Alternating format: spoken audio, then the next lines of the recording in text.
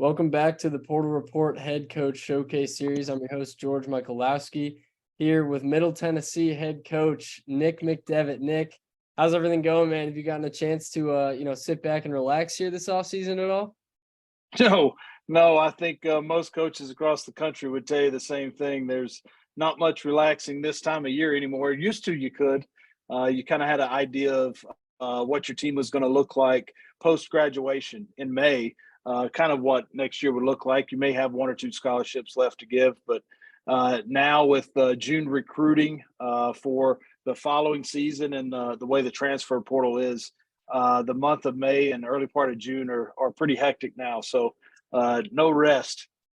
Oh man, yeah. It seems like the season just never ends now. You guys got foreign tours coming up and portal recruiting and everything. But we'll get into your transfers in a bit. But your guys just got to campus, if I'm not mistaken, here in June. How's everyone looking so far? How are you feeling about your team? I really like our group. I think the returning veterans and the newcomers have really meshed well. I like the personalities in the locker room and really that team chemistry, that vibe, kind of that it factor that sometimes can be hard to describe, but when you see it, you know it, you can feel it, and I like this group, and I really think the newcomers have done a good job of assimilating into our team and our team culture and what's expected. And our veteran guys have done a good job of leading. And I like the group so far. I think everybody in the country kind of likes their group right now because we're not playing games. Nobody's hurt, knock on wood. Everybody's 0-0. So I think a lot of coaches like their team. But really, I do like the looks of this year's group. Right, that's great to hear. And you guys did, a great job in the transfer portal this offseason. Obviously, coming off your second straight, winning season in this program, turnaround 19-14 last year. But the guy that I want to start with here in terms of your transfer additions is Ty Mosley. Ty is a guy that I watched play at Orr in Chicago way back. I mean, a few years back, he's been around the country playing college hoops. But you guys bring in Ty out of Mississippi Valley State. 11.2 points per game last year. He had great shooting numbers as well. What stood out to you guys about Ty in the portal, and what did that recruitment look like for you guys? Really excited about Ty. As you mentioned, he's a Chicago native, but he's got experience, he's got size, and he can really shoot the basketball. He's a sixth-year college player, at 6'5", good athlete. And for 2 years straight now, he shot the ball 49% from three. 2 years ago at Itawamba, and this past year at Mississippi Valley State. So he's proven that in games he can make shots. And to add somebody who's shot at pretty much 50% for 2 straight years at 6'5", but also isn't a rookie. Anytime you bring in a veteran with that kind of size and experience and the ability to shoot the ball, I think he's going to be a really good addition to our team. That's great to hear, man. And another high volume scorer that you're bringing in, Jacob Johnson out of Long Island. This is a guy that you guys made official the addition of him pretty recently here. So how did the recruitment of Jacob play out? When did you guys hear the news that he was going to be a Blue Raider? Brought him in on a visit last week. He had committed over the weekend, and so we're really excited about Jake. He just fits us on both sides of the ball. He brings leadership qualities. He's a grad transfer, but has 2 years left to play. So he truly did graduate in 4. His first year he was injured, so that year obviously didn't count against him. And then the COVID year was his second year of college. So we're getting a grad transfer that's got 2 to play. And he played well against some of the best teams in the country this past season. Big games against Marquette, UConn, St. John's, led his team in minutes, led his team in steals, led his team in rebounds. So you're bringing in yet another veteran guy who's been around the block a little bit. He's seasoned, he's a veteran, and he's also not a high volume shooter. Doesn't need the ball in his hands all the time to be productive and have a good game. You look at the top 6 or 7 guys on his team last year at LIU. His shot frequency was the lowest of those 7. meaning he just shot the ball about every 5 minutes, where other guys were shooting it more often than him. But yet he was the one that was kind of playing the most, statting the best, and I really like him. So, you mentioned how you looked at his Long Island team and you looked at where he stacked up against them in terms of volume and shooting the ball and everything. I'm curious, when you're scouting these kids that are in the portal, obviously you could play against them last year. You could see them play if you're turning on the TV for a random game, but you don't know who's going to enter back last season. How much time did you spend looking at Jacob's film, talking to other coaches about him? What's that whole process like for you guys? It's really kind of different from just like any other high school or junior college or transfer portal recruiting process. They all kind of take a life of their own. It's hard to really say that this one's going to mirror this one, because their stories are different, their backgrounds, their where they're from, their family situation, whether they've been to junior college or prep school. So they kind of all take a life of their own, but a lot of times in the transfer portal recruitment process, it's quick, it's fast. I mean, you got to kind of make a decision quickly, or else you can find yourself being the 17th offer for a young man, and you wait 2 or 3 days, and now you're really behind. That you can call a kid and he's already got the 3 or 4 schools he's going to visit in mind.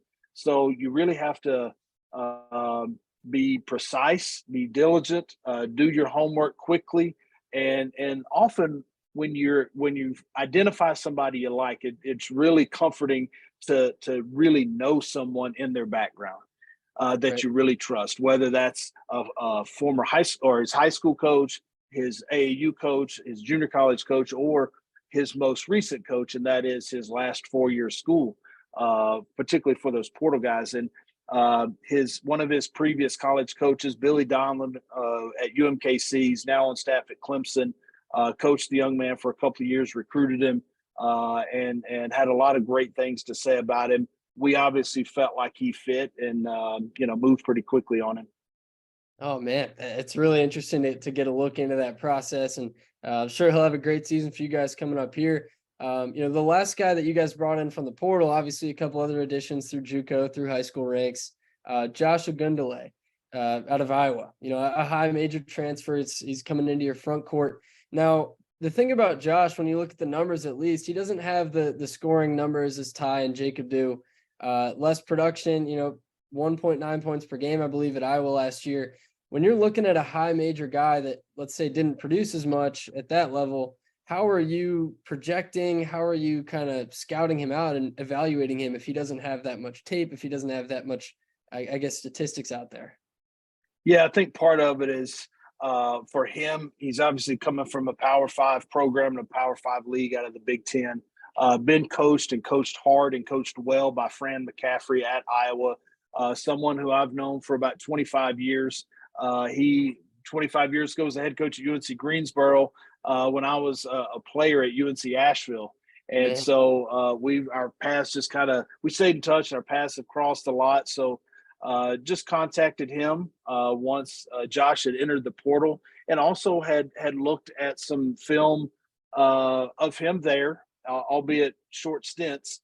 But he really played well against other big bigs as well. You look at what he did 2 years ago against Purdue, and this past year against Purdue. He's got good feet. He's got good hands. So Coach McCaffrey had good things to say about him. He's just playing behind somebody there at Iowa who was one of the top 4 or 5 players in the country 2 years ago. Right. And then just you find yourself out of the rotation, and then obviously talk to some of the other people in their league. How good do you think the young man is? And Matt Painter is someone that we also leaned on in our relationships with him. One of his cousins lives here in Murfreesboro. And so known Matt for several years now, and he had good things to say about Josh, and we liked what we saw, and he's here now as a Blue Raider. Awesome, man. Yeah, that's all that matters. I mean, if Coach Painter has good things to say about a big, you listen. He does a good job of evaluating bigs and big bigs, and Josh is a young man with great size, and we're excited about him. Awesome, man. And then Elias King. Let's talk about Elias. He's a guy who last year the team's breakout performer of the year. 9 points a game. He entered the portal, but then obviously decides to return after entering and being in the portal for a bit. What's that like as a coach to have one of your players enter that portal? I'm sure obviously you guys are going to support him and be there with him, whatever he wants to do, but it's got to be tough when one of your best guys, one of your guys that you want for the next year enters, and then all that decision making goes on, and then he eventually comes back. What was that whole situation like for you?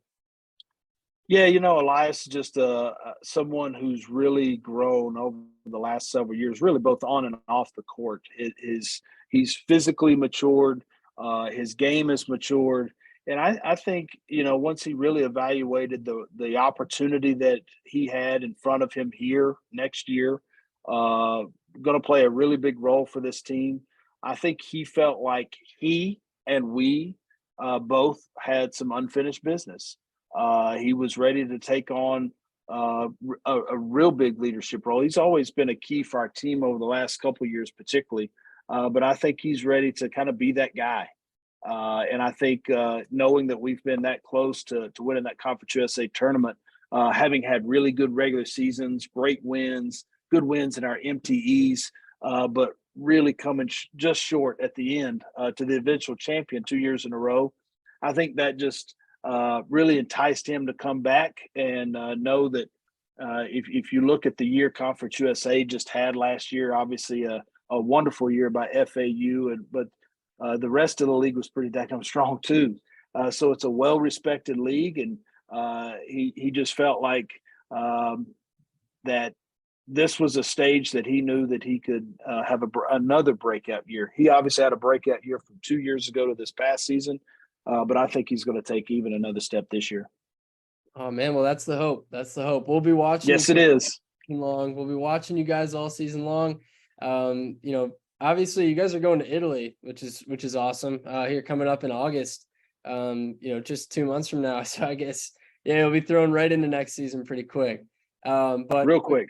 What's the overall, goal with these foreign tours that you guys take, and why Italy for you guys this year? Yeah, I think a couple of things. For one, it just kind of fell at really couldn't have been a more perfect time for us with so many new players. Talking about Elias, Jared Cole, should say veteran players, Elias, Cam Weston, Jared Coleman-Jones, all really looking to take a step forward in their roles for our team, and having 6 newcomers. This foreign tour came really at a perfect time for us. Just gives us a chance to have 10 additional practices in the summer before we go, which will be vital. The games that we play on the trip will be important, but just that time with each other, you're going to become a closer knit group because you're going to be with each other all summer, and it'll be just us on that trip. You asked why Italy? It just gives us a chance to see some of the most historic cities and venues in the world. We've been fortunate over the last couple of years to go to the Bahamas, go to Cancun. We'll be going back to the Bahamas this year. We went to Canada last year, so we've been fortunate to kind of enjoy the coastal aspects of some of the fun trips that we've been on. Went to Myrtle Beach a couple years ago for that tournament.